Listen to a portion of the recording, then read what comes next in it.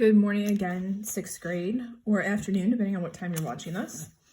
We're going to do a new lesson in math today. This is lesson 7 of chapter 6. And what we're doing in this lesson is we are just simplifying expressions with variables. So the first part of this lesson, we're going to simplify it with one variable. And then the next part, we're going to do with more than one variable. So if you want to grab some paper, I'm going to write down a couple notes. So if you want to pause it, grab a piece of paper. And just make a note, okay, when we are simplifying, I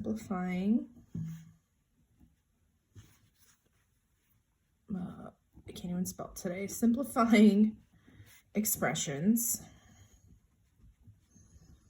the biggest note here is you can multiply variables with numbers.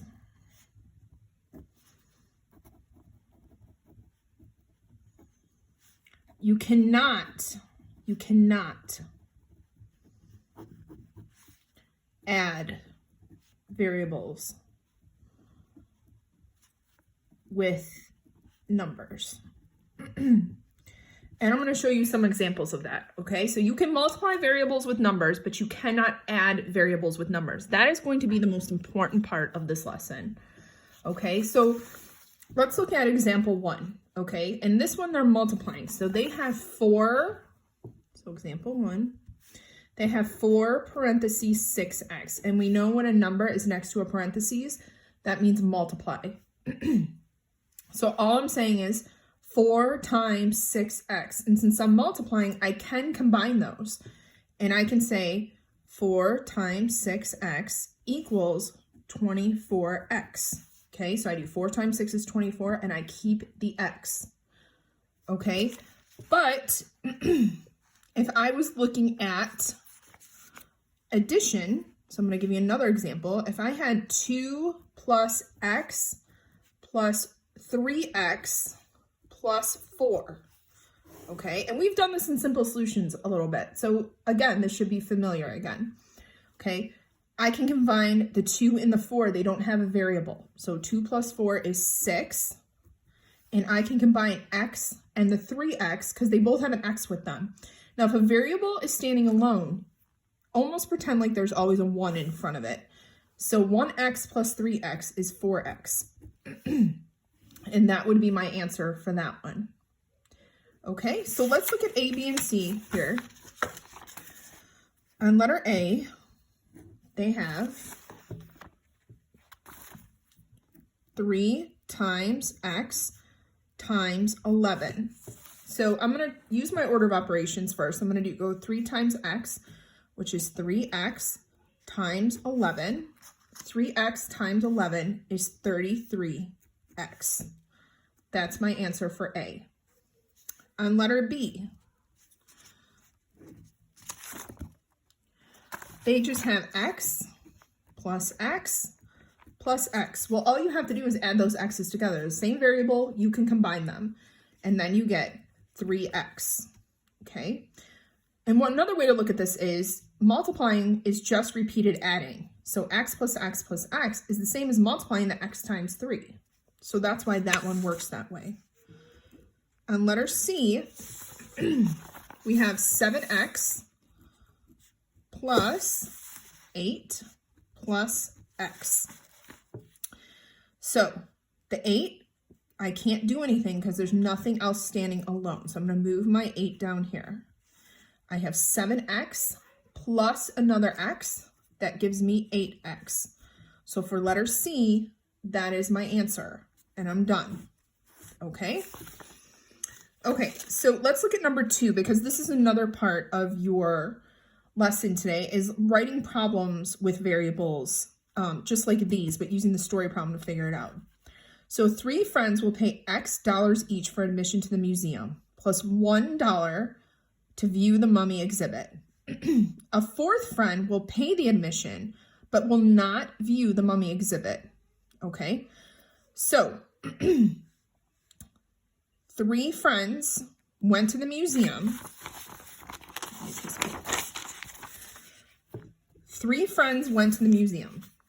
Okay, They paid for admission, plus they each paid $1 to see the mummy exhibit.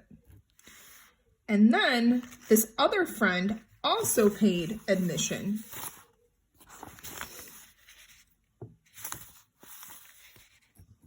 Okay, so the X represents an admission that they paid. Okay, and we know that the mummy exhibit was $1.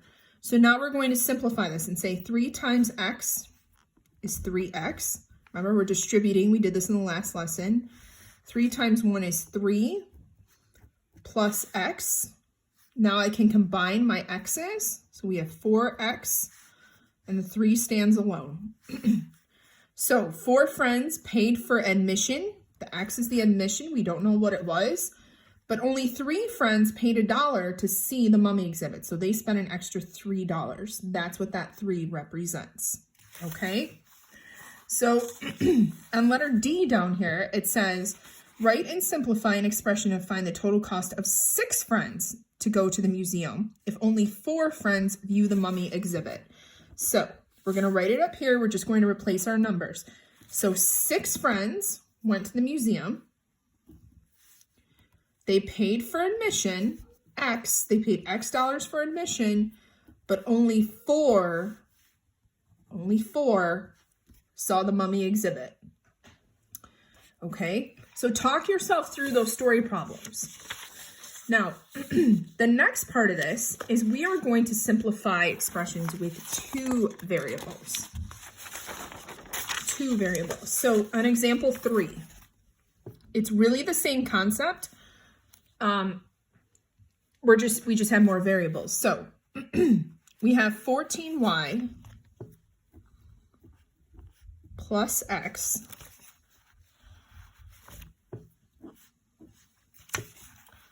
plus 22y.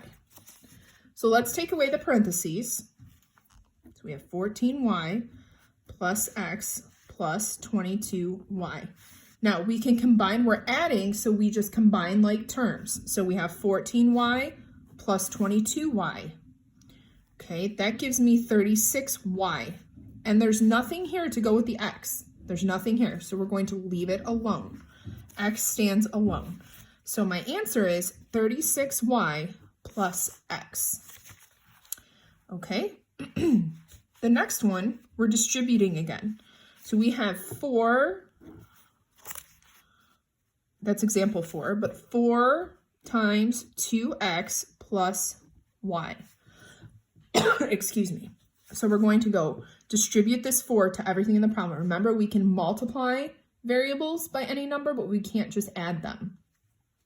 Okay, so we have 4 times 2x, which is 8x, plus 4 times y, which is 4y. And that's it. That would be our problem, and we're done. Okay, now the last part of this is factoring. We did this in the last lesson. We've done in Simple Solutions. I know I'm repeating myself, but let's look at what this means. We have 27x plus 18y. Okay, don't let the variables throw you. Just put them where they belong when you write your answer. Okay, they're not telling you what the variables equal, so don't let that overwhelm you. So we want to find the GCF of 27 and 18. So we're using GCF again. Okay, the GCF of 27 and 18 is 9. Okay, that's the biggest number that goes into 27 and 18. So 9 goes, so we're going to put parentheses. We found our greatest common factor, put parentheses. 9 goes into 27 3 times, and we keep the x with it because that's the variable that's with the 27. Plus 9 goes into 18 2 times, and we keep the y. Parentheses. That's it for that problem.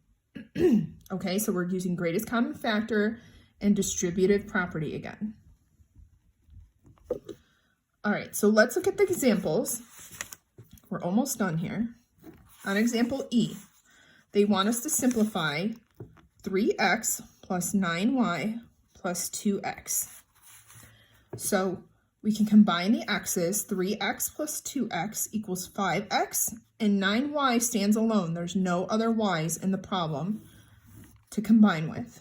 So that's my answer for E. For letter F, we have 7 times 3x plus y. So we're distributing the 7 again. So 7 times 3x is 21x plus 7 times y is 7y. Letter G. They want us to factor 12x plus 8y. So we're using the GCF again. Okay. The GCF of 12 and 8 is 4. That is the biggest number that goes into both of them. 4 goes into 12, so we put our parentheses 3 times and we keep the x. 4 goes into 8y 2 times, keep the y, and you are all done with that.